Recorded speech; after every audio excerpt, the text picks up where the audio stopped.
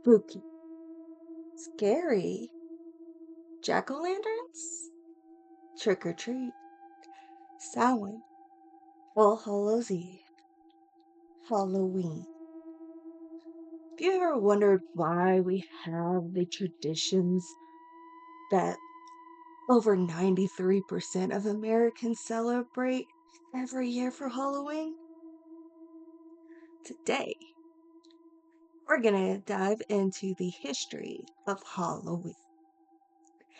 Hi, my spookies, and how are you today? I hope you are doing absolutely fantastic. Welcome back, or welcome to the Crocheted Caution Tape, where we talk all things true crime, dark history, mysteries, and all things spooky. I'm Erica, and today we are going to discuss the history of Halloween while we work on making scrunchies. I'm obsessed with this yarn. Yep, I'm officially obsessed with this yarn. I have made so many scrunchies. Yeah, that's not all of them. That's just a sample. Yeah, so many. Anyway, hi, my spookies. Let's get started. So, let's talk about the origin of Halloween. Traditions of Halloween date back over 2,000 years ago to the Celtics who resided in what is now Ireland, Scotland, UK, and northern France. They celebrated their new year on November 1st. It was the time of the year whenever the harvest is ending and everybody is worried about the coming winter. It's beginning of the darkness and the cold, and people were worried. Was their harvest good enough to last them through the winter? Were they going to survive the harsh winters? So, whenever the seasons go from fall to winter, they associated it with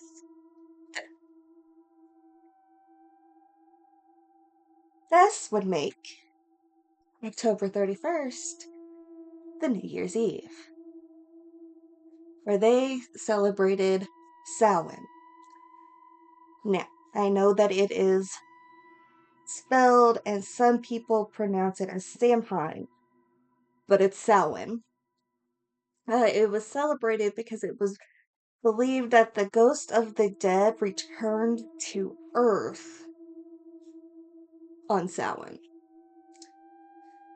Spirits that would cause trouble, damage their crops that they have left, made it easier for the Druids or Celtic priests to make predictions of the future, and these prophecies were very comforting for those people who were worried about the coming winter.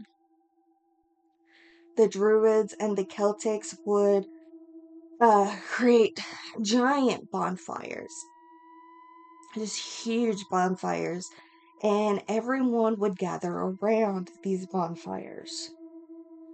They would burn crops and animals as sacrifices to the Celtic deities. Again, they were very worried about the coming winter. They wore costumes that were mainly of animal heads. They attempted to tell the future at these bonfires. And at the end of the celebration of Samhain, the Celtics would return home and light their hearth fires from the sacred bonfire to protect them from the coming winter. In 43 AD, the Roman Empire conquered most of the Celtic lands.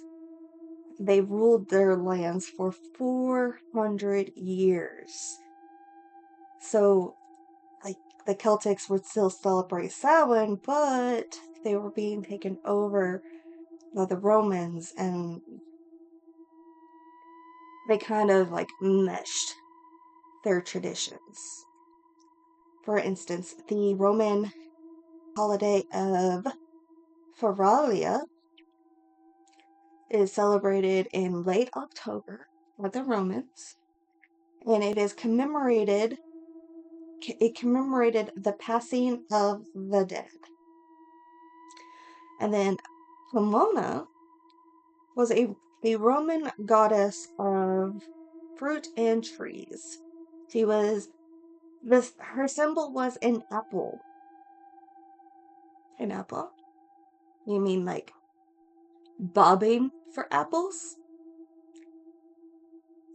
Where that tradition started was with the festival of Pomona. All Saints' Day.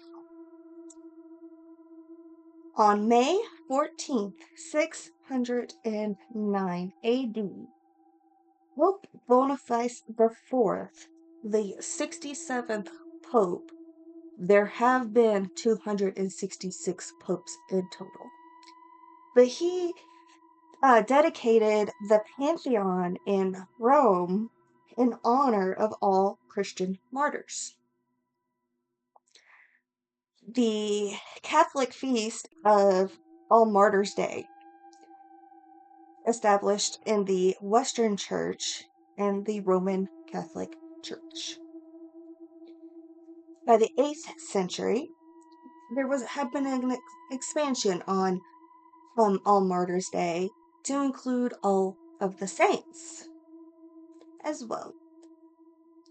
The observance went from May 13th to November 1st, the Celtics' New Year. By the 9th century, Christianity has spread all throughout the Celtic lands, and they blended more Celtic rites with Christianity. Saints' Day was also known as All Hallows, All Hallowmas, that is Middle English for All Hallowmesse, or All Saints' Day, making the night of Samhain now known as All Hallows' Eve. Yeah. So we got the blending of ancient rites and the spreading Christianity. Then around 1000 AD, the Catholic Church had declared November 2nd as All Souls' Day to honor the dead. So we got All Saints' Day that honors all the saints and all the martyrs of the Christianity religion. And then we have All Souls' Day to commemorate the souls of those who have passed on. Many believed that this was the church attempting to replace the Celtic festival of the dead with a somewhat kind of related church-sanctioned holiday. So All Souls' Day was also celebrated with big bonfires, parades, dressing up as saints, angels, devils. Sound familiar to anyone? Samhain, maybe? The less fortunate people would go door to door, house to house, and begging for food and wine. Families would give them what became known as soul cakes, which were given to the less fortunate that were coming to their doors on the condition that they would promise to pray for their passed on relatives to help them move on to their final resting place. They believed these souls were just hanging around and unable to go to heaven or hell. So they would give the less fortunate people soul cakes in return for their prayers to help their relatives' souls to rest. Now, the practice of giving these soul cakes was families were encouraged to do this to replace the practice of leaving food and wine out for roaming spirits. Became known as going a-ghouling. Children would take up the tradition to go house to house and be given ale, food, and money as early forms of trick-or-treating. Halloween in America. It was not that common in New England, colonial New England. It was more commonly practiced in Maryland and the southern colonies. Upper New England being Puritans and Protestants and strict on not celebrating Halloween because they saw it as a demonic, satanic rituals and influences, and that it should be avoided by all Christians at any cost. Halloween was brought over to the colonies by immigrants, of course, and many different European ethnic groups arriving in America blended with the beliefs and customs of the Native Americans. The first celebrations of Halloween in America included lay parties, which were public events to celebrate the harvest. There were stories told of the dead, ghost stories, fortune telling was very common, lots of dancing and singing and general mischief making. By the mid 19th century,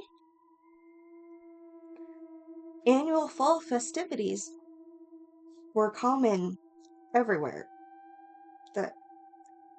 to celebrate the harvest. The harvest was very important still because food source depended on how well the harvest was. Bad harvest is going to make a very hard winter.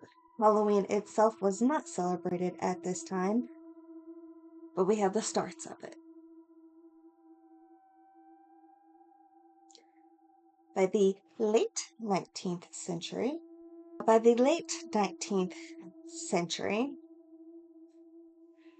new immigrants were coming to America, particularly those coming from Ireland to escape the Irish potato famine that was going on, this is where the Celtics had celebrated Samhain.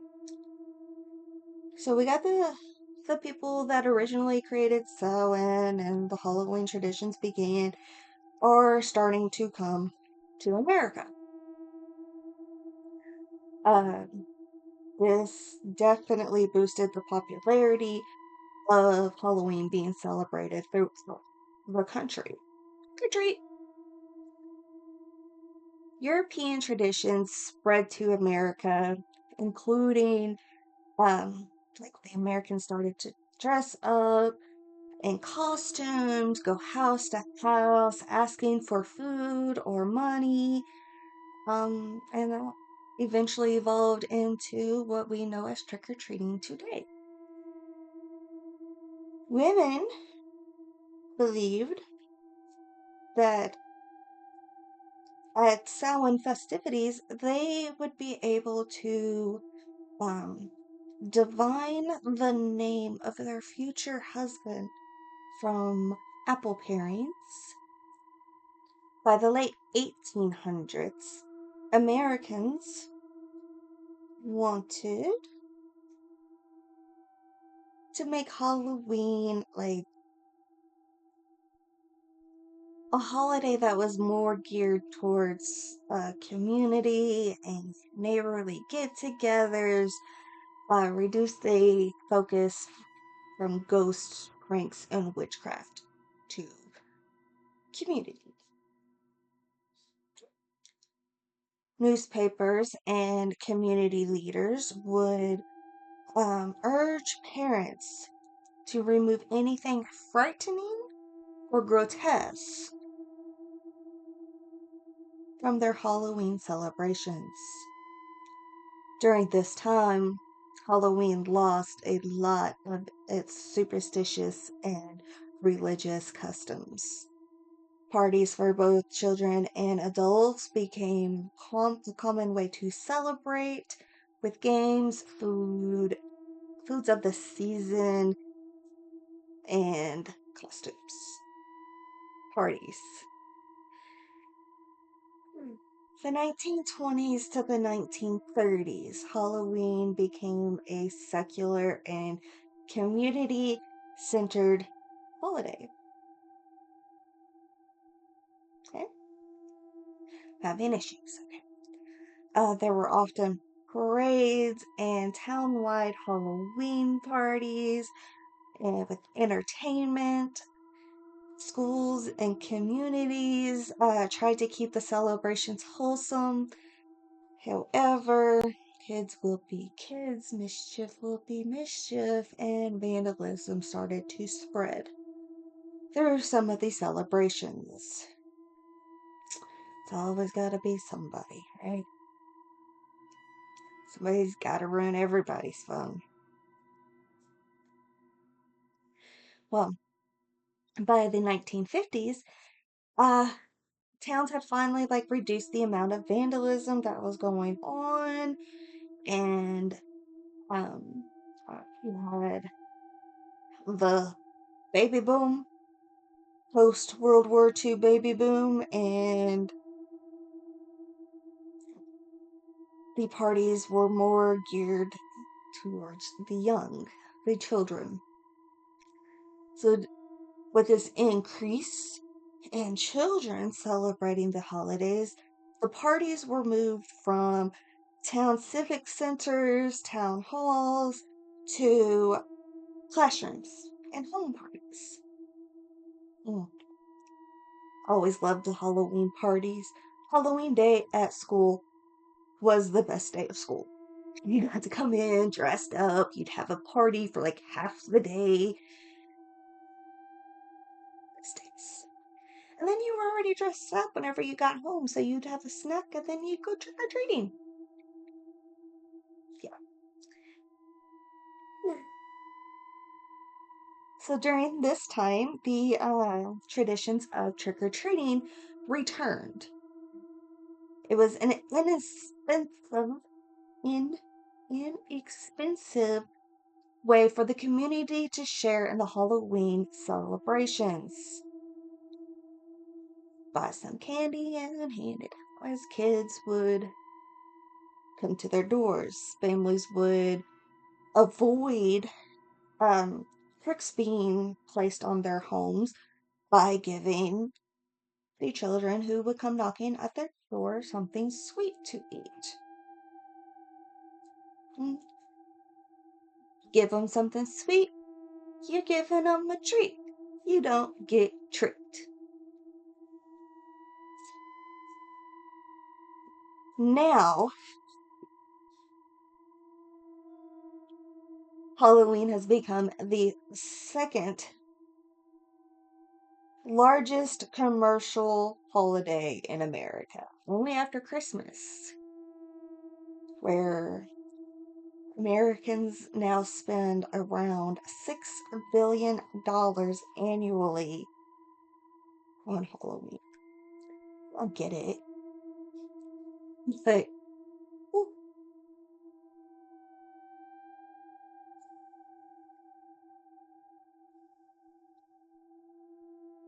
Now, we had just discussed a little bit ago about how dressing up was often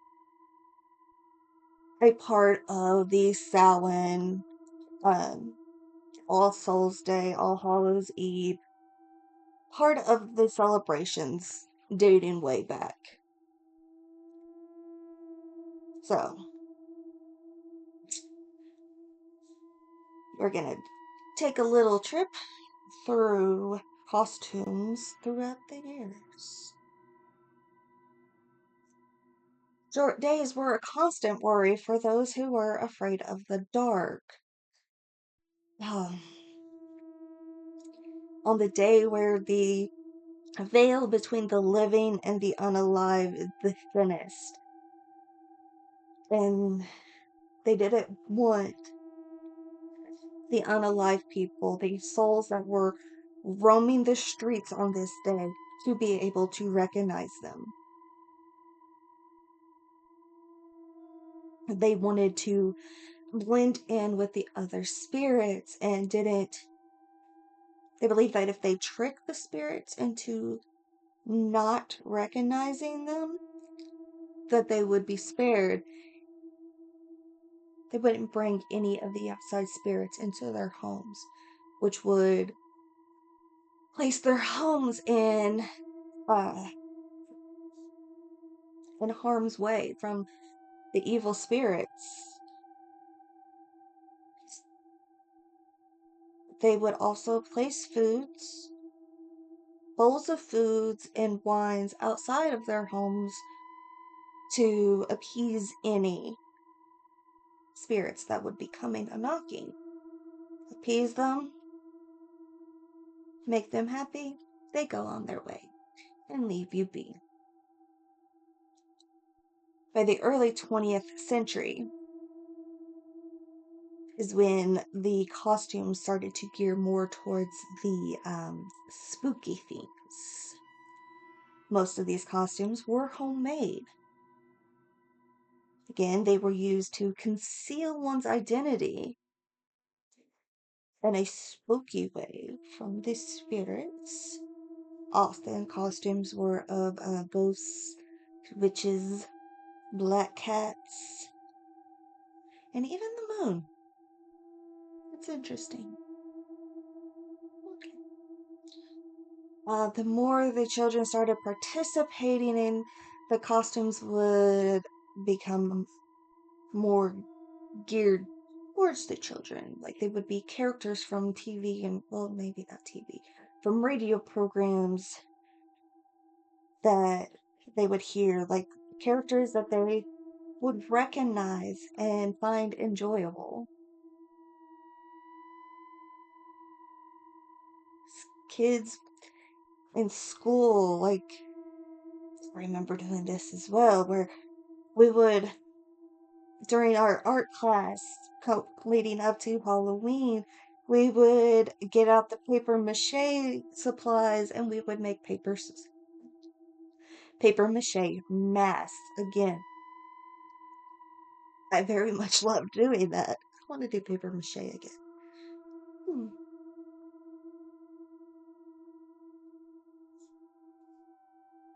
By the 1950s, Sears had come out with their first boxed costumes, and they have become more affordable. More kids would be able to dress up and go trick-or-treating. 1960s is where the Halloween masks would become more elaborate, more scary, more of a variety of masks. This is also the time when the first Smixie costumes became an option. 1970s, costumes became uh, more inspired by pulp culture. But there were lots of Star Wars costumes. There were a lot of popular band makeup costumes like Kiss and That's also when masks of presidents debuted. Most common one at the time, of course, being the mask of good old Richard Nixon.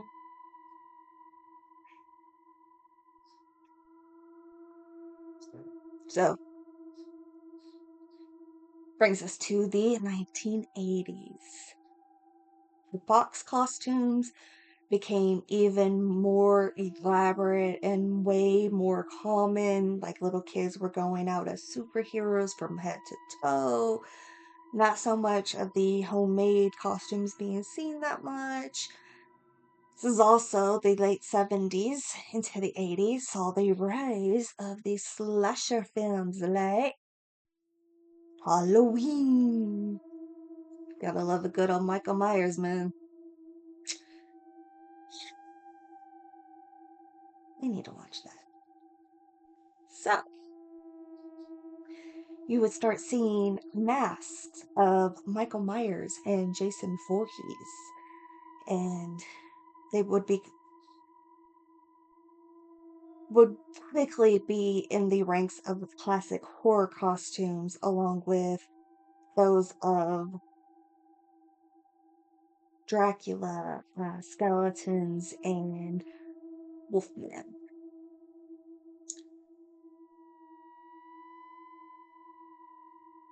Now, we've all heard the superstition that black cats are unlucky. But why? Why does crossing the path of a black cat, especially during Samhain, bring bad luck? Well, that dates back to the Middle Ages. People believed that witches would be able to avoid detection by others by transforming themselves into a black cat. Okay. Be cool, but okay. Halloween is a celebration of the dead, so of course, spirits and ghosts are going to be involved in just about every aspect of it. People would set plates at their dinner table for their passed on loved ones. They would leave treats on their doorsteps and even along the road for the friendly spirits that walked by on All Hallows Eve. Now, those are more common. Some focus more on the future than the unalived. Like women often would predict their futures, particularly those of their future husbands. By the 18th century, Ireland had matchmaking put where they might bury a ring in their mashed potatoes, and whoever received those mashed potatoes on Halloween night would be the one who would find their true love. Scotland fortune tellers, they recommended that an eligible young woman name a hazelnut for each one of her suitors. Then she would toss each one of the hazelnuts into the fireplace. Now, this is where some stories contradict each other. Some believed that the hazelnut that burned, that did not pop, that did not explode, it burned to ashes. Whoever's name the woman had signed to that hazelnut was to be her one true love and her future husband. Now, on the other side, Some thought that the hazelnut that burned was a symbol of a love that would never come to be, that it would not last. Tradition where it's, hey, that my hubby, or ain't gonna last. Now, I'm not sure why all of these were completely focused on women and their future husbands, but women would also sugary concoction of walnuts, hazelnuts, and nutmeg before going to bed on Halloween night. And this would cause her to dream of her future husband. Some people would toss apple peels over their shoulders, and whatever uh, letter the apple peel would land as would be the first initial of their future husband. Some even looked into egg yolks in a bowl of water. They would stand in front of mirrors in dark rooms, hold candles, and look over their shoulders to see their husband's face.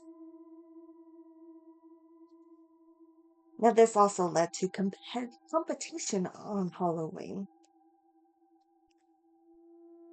There was a tradition of the first guest of the Halloween party to find a burr on a chestnut hunt would be the first to marry. The first successful apple bobbers would be the first down the aisle. History. Jack-o'-lanterns. Okay, so I'm going to admit on this one, I knew part of this, but I didn't know all of this. I know that we light jack-o'-lanterns to ward off evil spirits, but this story goes deeper than that. So, why do we carve faces into pumpkins? Well, this originated in Ireland with the Celtics, as did most of our traditions. But they weren't carved in pumpkins, they were carved in clips. And people would do this, they came from an old Irish folk tale of a man named Stingy Jack. Now, Stingy Jack, he was a miserable old drunk of a man. He loved to play tricks and scare people. Everyone, really. And one Halloween night, Stingy Jack was at a local pub and he ran across the devil. But Stingy Jack, he played many tricks. So, that didn't stop him. Him being the devil did not stop him from playing tricks. Alright? He had some tricks up his sleeves. Don't become a Stingy Jack without them. So his first trick. He offered the devil his soul in exchange for one last drink. The devil was like, yeah, okay. So somehow, Stingy Jack there, he talked the devil into turning himself into coin to pay for Jack's last drink. So, devil turned himself into a coin. But Jack, no. He did not use the devil to pay for his last drink. Instead, he pocketed the coin and he kept it safe in his pocket next to a silver cross. This forced the devil to agree to not take his soul for 10 years in order for the devil to become free again. Devil accepted. Second trick. When the devil returns 10 years later, Stingy Jack asked the devil to get him an apple from the tree. Devil obliged and climbed up the tree to get an apple for good old Stingy Jack there. And while he was up in the tree, Jack surrounded the tree trunk and crucifixes all around it. This forced the devil to remain in the tree. He couldn't leave. So in order for the devil's freedom again to be able to leave the tree, Jack forces him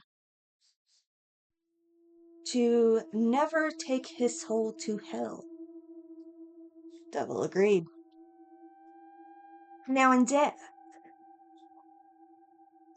poor Stingy Jack did die eventually, and he wasn't allowed in heaven. He had too many sinful ways to be allowed into heaven. And the devil, oh, well, geez. The devil was made to promise to never take Jack's soul to hell, so Jack wasn't allowed in hell either. Not allowed in heaven, not allowed in hell. Forced to spend eternity in limbo. So, with the devil, he did give Jack something. When he turned Jack away from the gates of hell, he gave Jack a piece of burning coal, where Jack would put this burning coal into a carved pumpkin and carry it around everywhere. This was to light his way, and Jack has been roaming the earth ever since. So many of the Irish immigrants in America referred to Jack's ghost as Jack of the Lantern, then Jack-o'-lantern, and then Jack-o'-lantern. Ireland and Scotland would carve scary faces into turnips and place them in windows or near doors to frighten away Stingy Jack and other evil spirits that may come a-knocking. In England, they did something similar, except instead of turnips, they used beets. When the immigrants arrived in America, they brought their tradition of carving jack-o'-lanterns. They discovered pumpkins, and they started using them instead of turnips because, well, pumpkins were bigger and easier to carve. Makes sense. We're going to talk a little bit about some of the traditional animals of Halloween. We've already touched base on black cats, okay? So now we're going to go into bats. Bats have been a long time symbol association with Samhain and Halloween. Whenever the Druids would make their big bonfires, of course, bonfires are going to attract insects. Bats tend to eat insects. Therefore, big bonfire, lots of insects, the bats came. They would swoop in near the fire, grab an insect, and skedaddle. They were out. But since they only saw this many bats at a time during the Samhain traditions, many believed that the bats symbolized this evil spirits that were swooping down to earth to corrupt them, but were being turned away by the divine fires of the gods. So then we go to the Middle Ages with bats. Christianity depicted the bats as unclean and unfit for conception, which, okay, hello, yeah. But, uh, it's, they did not like bats. They saw them as evil. Of course, this could also be because bat roosts tend to get a layer of black guano on the floor. Okay. And of course, guano was associated with illness, so they thought bats brought illness. Okay. And we get Dante's Inferno. Okay. 700-year-old medieval poem, just forevermore connected bats to Saturn, to the devil and his domain. In Dante's Inferno, the devil's wings are described as bat-like, which also led to the bats being linked to witchcraft. Man, bats are just doing the thing, aren't they? There was this French noblewoman by the name of Lady Jacqueline of Bayonne. Bayonne? I don't know French. I'm probably butchering that. I'm sorry. And she was burned to death as a witch because she had a fantastic garden. Okay, she had a beautiful garden. And of course, gardens tend to attract insects, which would mean that bats could be seen near her garden often. Since she has such a following of bats in her garden, they thought that she was a witch. So they burned her. Salem witch trials, anybody? I think that was before Salem witch trials. Yeah. Then we got the king of vampires himself, Count Dracula. When Bram Stoker created Dracula, he took inspiration from the common vampire bat that often drank blood of other vertebrate animals, insects, what have you. They even have that little pingies. So Dracula was depicted as a blood-sucking vampire that could turn himself into bats. Yes. Owls. There's like three different, there are many different depictions of owls in the Greek mythology. Athena, the goddess of wisdom, was often depicted with an owl. Her owl was the symbol of knowledge and insight and was treated with reverence. Roman mythology. They saw the owls as an ill omen because they saw owls as a creature that would feed on human flesh and blood. It was the idea of owls being so evil had affected the Latin language itself. The Latin word strix had two meanings. The same word, the same pronunciation. Again, I don't speak Latin, so I don't know if I actually pronounced that right. But anyway, the Latin word strix meant owl, but it also meant a witch in the form of an owl. Romans thought that owls were witches that had transformed into an owl to fly to their Sabbath. Like, this possibly comes from the myth of the harpy, which was a creature that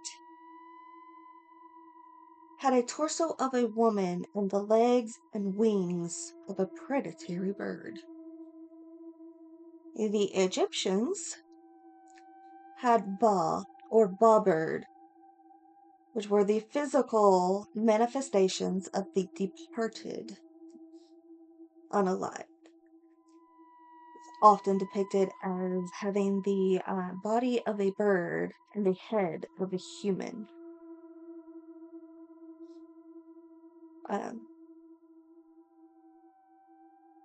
Now, Ba birds is thought to be originated from the ancient Sumerian carving of Ereshkigal. She was the goddess of the underworld. She was depicted a witch with owls surrounding her. The carving itself depicts a woman with feathered legs and owl feet with two owls, one on either side of her. And ever since, this means like or somewhere around 4,000 years, owls have been connected to witchcraft. It's interesting. Alright, we got toads. Toads is pretty straightforward. Toads are seen as being toxic. There are many poisonous toads out there, and they were, with their toxicity, they were seen as being used for witchcraft and demonic arts, as putting some toads bits and make poisons. Crows and ravens. So the Native Americans saw ravens as being correct creator and fortune tellers. They were hunting companions, and they were informants. In legends, chieftains kept ravens as their pets, and they would learn multiple languages and be able to be used as spies. Norse mythology. Odin, the Allfather. He kept two ravens as pets. Hugin, which was thought, and Munin as memory. And they were Odin's informants from the land of the men. Of course, we got Mr. Spooky himself, Edgar Allan Poe, writing The Raven. Quoth the Raven, nevermore. This concreted the association of ravens and the demonic presence even more. In Sweden, a raven's calls were considered to be the voices of those who had been inappropriately buried, of those who had been intentionally unalived. Associating ravens with the death goes even back to the Paleolithic. caves of Spain and France. In these paintings, they would see depictions of ravens just sitting on posts near burial sites. Uh, so, yeah, even the early cave people associated ravens as guides to the afterlife. Crows also have a very strong association with death. Crows are scavenger birds. They tend to go where the easiest food is for them, like freshly unalived animals. Okay. They were found often in battlefield graveyards because it was an abundant food source for them. You can't help it that it was an easy food for them. Um, However, while they did scavenge the human bodies, their beaks could not penetrate the human flesh easily. So they would start out by eating the eyeballs and soft tissues. In the Middle Ages, you had the Black Death. We all know the Black Death was awful. It was horrible. It was a very dark time for all of Europe. Millions of people died. There, so with not knowing how to take care of it, the deceased bodies would end up on the streets in wagons going through town. Like, it was just awful. But this also was a really ugh, it was a resource for the crows. Okay, so they were often seen during the Middle Ages for this reason.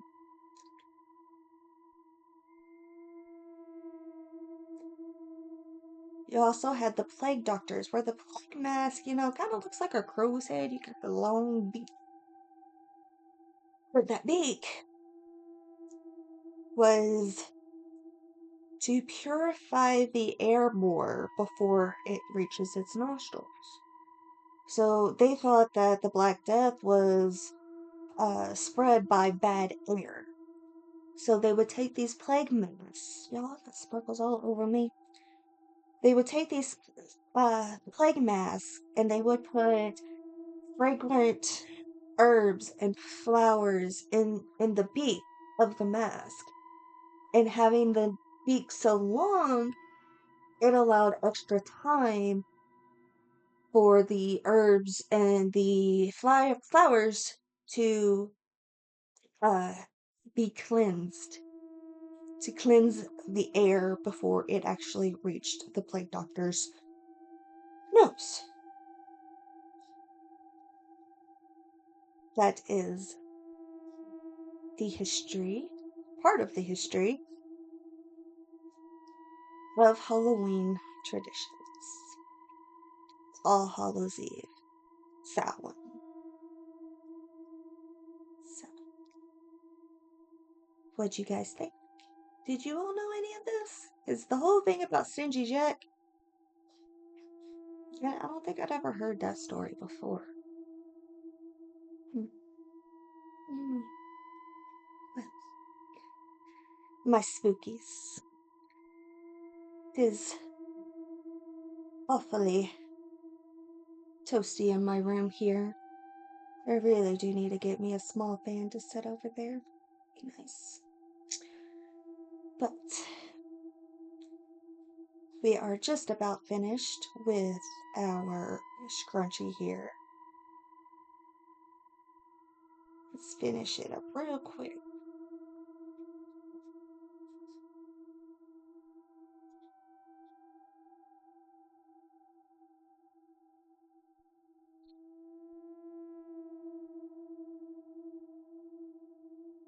Alrighty.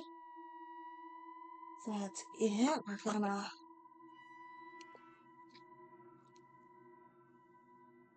do a little snip, snip, snip there. Yeah. There we have a scrunchie. Beautiful scrunchie. It's very sparkly. Happy sewing! Hope you guys enjoy the day. I'm gonna have to work tonight. Sad. Enjoy my spookies. Have a great time. Enjoy yourself. Have fun. Take care of yourself. Be kind to yourself and others. Treat others how you would like to be treated. And until next time, if you enjoy stories of true crime, dark history, mysteries, spookies, random chit chats, and of course, crochet, please hit that like button, subscribe, press the little bell so you get notified when I do release weekly every Thursday, and comment below. If you made it this far, put a ghost emoji in the comments. And of course, share to others who you think might enjoy this. So, until next time, my spookies, I will see you guys later. Bye-bye.